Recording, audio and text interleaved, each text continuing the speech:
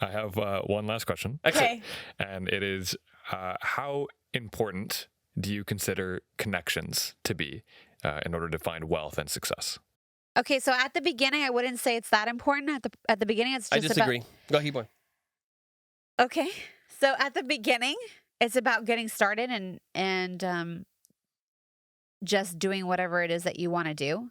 If you have yourself in, if you find yourself in a circle of friends that you can go for to ask go to ask questions, and they're like sort of your mentors, obviously that would speed up the process. I would say by a lot. But if you don't have that opportunity, then I would say that you should just do it. And while you're doing it, while you're getting started on whatever it is that you're doing, you could see what groups that you could get into and what groups that you could join that would be in that same vein or that same line of interest that you're looking into. Let's say, on a total hypothetical example, you want to be one of the best persons or one of the best people at growing plants. So you could research all about how to grow plants and start doing it. But then you could also join whatever plant groups and get totally into all the plant groups and like totally obsess about it. And you could ask questions in those different plant groups. But usually, if you're in a niche and you're in an area, people are extremely helpful from what I've seen, and they do definitely, like, most people are good and most people definitely want to help another person. If you put in this more specialized group or this niche group, hey, how do you make this plant that looks like this grow? I tried X, Y, and Z, and it still looks sad. What do I do? And you put that picture in the question, and generally you'll get like five answers. At least is what I've experienced, and so that's what I want to say. Nice. Thank you. Mhm. Brilliant. So, your connections, who you spend your time with, will make or break your entire life, your success, your happiness, and everything. Period. Period. At any moment, whether you're just starting, whether you're very successful, whether you're in the middle, whatever it is, who you spend your time with is going to influence your mood, your activity, your goals, what you do, and absolutely everything. If your 4 best friends and the people you spend your most time with are all, for lack of a better word, like losers, basically achieving nothing in life, having a bunch of losses, having fights, familial problems, work problems, complaining, drug problems, alcohol problems, and those are your closest buddies, there's two ways it can go. You will be exactly like them, or you're going to come out of that and go That's somewhere true. else. That's very true. Period. So true. Period. If all your buddies are all, like your closest buddies are all growing, doing amazing things, they're in groups, they're starting businesses, doing this stuff, working out, getting fit, doing whatever, you're going to either become like them or they're going to continue to go. Like, you will be influenced by people around you, whether you know it or not. And there is something that happens sometimes when people believe, like, I'm going to go help this person, and you can and should help people. That's absolutely, even if they're worse off than you, whoever it is, yes. The problem becomes if that is the majority of your time. If you spend the vast majority of time with people who are low, suffering, and you don't also find the time to go and be inspired from someone who's above you, you're going to fall down into that. So your friends and who you spend time with is the top. And for me, Whitney, when we got together and being around you, it was not an option to continue and go down. That's true. It was not an option. Because when we got together, it was like new standards. Like, there's stuff I got to do now.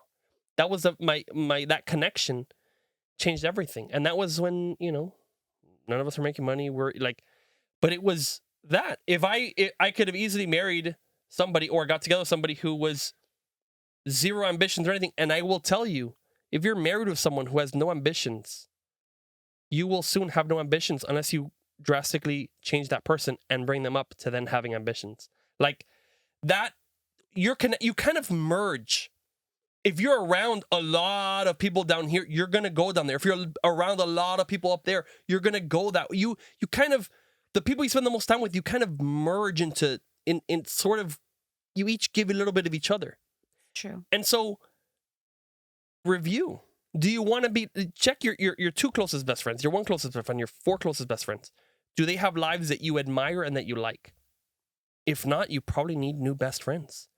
The best type of relationships are where both of you are around a similar place and you both have a goal and you help each other achieve that goal together. So you're not vastly different. You're kind of somewhat close and you both have the same goal and you're both working that way. I love and you're it. on the right direction, right? Yeah. You're both in a similar phase of your life. You're both in the growth or you're in some area. Because you could also have like, a millionaire blah friend and their company's going down. They don't care. They've given it up and they're going to tell you, look, son, in your life, you'll know that like you should have just, Failures taken happen. it easy and like law and they hate their life, but they're quote unquote rich. Just because someone's rich or has money doesn't mean they're successful. Right. They could be going down in their life. They could have failed marriages, failed everything, bunch of problems. Like it's not a financial thing. It's about a state of your life. Are you in a better place than you were 5 years ago? And are your friends in a better place than you were 5 years ago or 3 years ago or 2 years ago? And then do you both want to go to this a similar place? Right. Then you work with each other. You have friendship because you have a team that you both want to grow. And so for me, that is the number one. I mean, there's so many number ones. I guess I probably say that a lot, but like if your connection is the closest ones to you, it's very likely that they either will make or break your entire life. But more importantly, it's you being in that relationship because you can't blame them. We just talked about blame. I can't say, it's because that person is not successful. No, it is because you decided to be near that person, not around any people. And that is why. It's not because of that person. They're not responsible for your life because that's another that we just talked about that. So if you know who should I spend my time around and make an effort, because people who have similar goals to you will probably be okay to spend time with you. Just invite them. Invite them over to a game night. Do a play date. If you have kids, go say, hey, let's go to a lunch. Hey, let me help you with what project you're working on these days. Hey, can I volunteer at your place? Oh, I don't know. You could go and most people will agree to spend some time in some fashion or another. And then you could become friends. And if you guys both have the same goals, that's a good friendship. Yeah. And if I you love really it. felt like having, friendships with a bunch of drug dealers, like you could do that.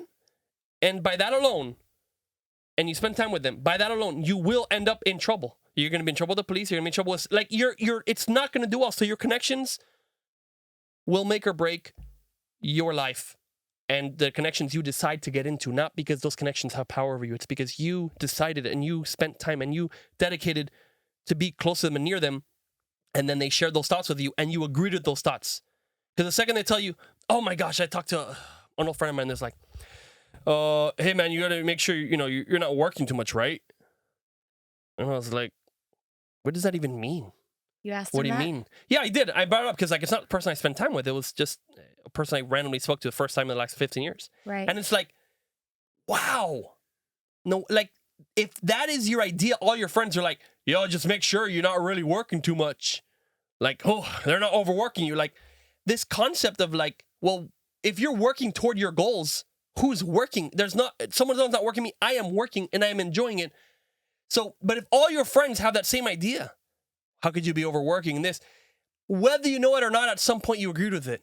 When you were a little bit tired, when you didn't get the promotion, when you did, oh, you're right, I should really be relaxing. I need to go and do self-care for like 3 weeks before I decide to do anything else. If all your friends have those ideas, it will seep into you whether you know it or not. So anyway, connections is a make or break for your entire life.